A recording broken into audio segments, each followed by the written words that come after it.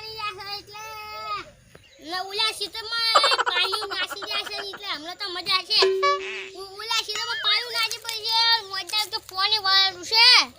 વાઈ આવજો અમે ઈચુક સીતે નોંટુક છે તો છાલ છે તો એડું જહાંગે પાણી સીધે તો બેબુ શાંતિથી તો બચ્ચા બાલન જાવ છે એવું કાળ જાહમ બેઠો બેઠો પીએ જાય હું ને પાણી વાળે જાય હે